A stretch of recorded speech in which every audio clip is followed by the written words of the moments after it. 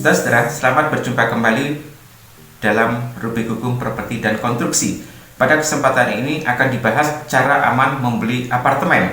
Kenapa ini perlu dibahas?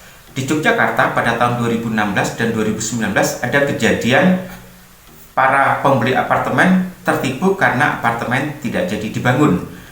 Yang cukup menjadi kabar nasional adalah di Ciputat, Jakarta pada tahun 2019 ada 450 konsumen yang dirugikan karena apartemen tidak jadi dibangun. Memang apartemen itu dipasarkan dalam bentuk market dan brosur dengan godaan-godaan bonus, banyak yang membeli dan ternyata apartemen tidak jadi dibangun. Nah, untuk itu perlu diketahui apabila akan membeli apartemen, langkah amannya seperti apa.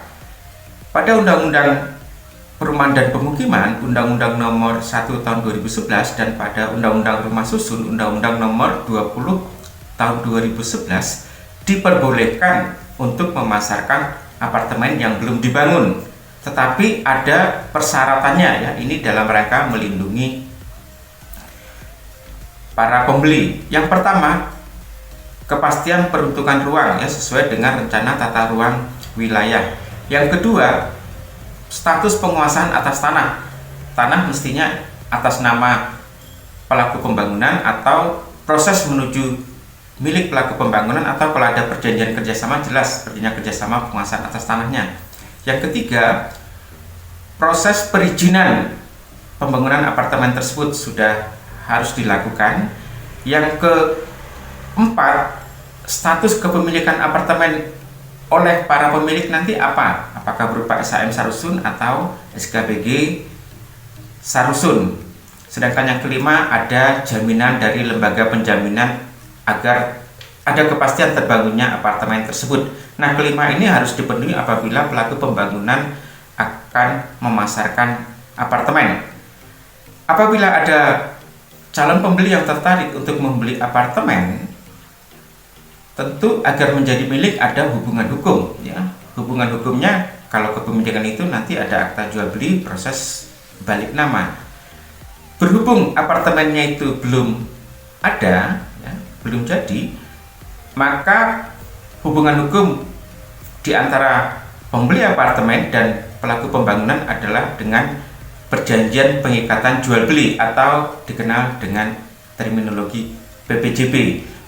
PPJB ini dapat dilakukan, undang-undang memberikan kriteria untuk melindungi pembeli, dan kriterianya sudah ada tahapan yang lebih maju dibandingkan saat memasarkan.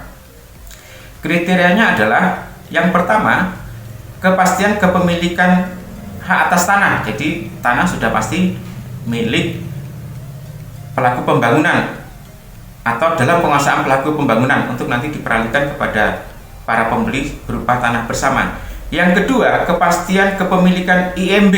Kalau tadi baru proses perizinan, ini IMB memang sudah ada, jadi berarti apartemennya legalitasnya aman terbangun. Yang ketiga, sudah terbangunnya prasarana, sarana, dan utilitas umum. Jangan sampai nanti tinggal di apartemen tidak ada akses menuju ke jalan utama. Yang keempat, keterbangunannya sudah 20%, jadi sudah ada proses pembangunan apartemen tersebut.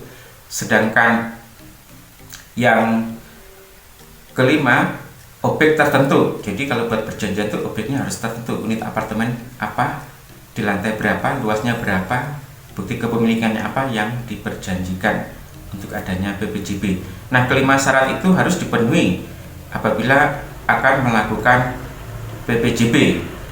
Kapan AJB-nya dapat dilakukan? AJB dapat dilakukan apabila pembangunan tahapan apartemen itu sudah jadi, Jadi sudah ada pertelaannya. Pertelaannya memang diajukan di awal, ada akta pemisahan, tapi pengesahan pertelaan apabila apartemennya sudah jadi. Jadi sudah ada pertelaan, kemudian juga sudah ada sertifikat layak fungsi.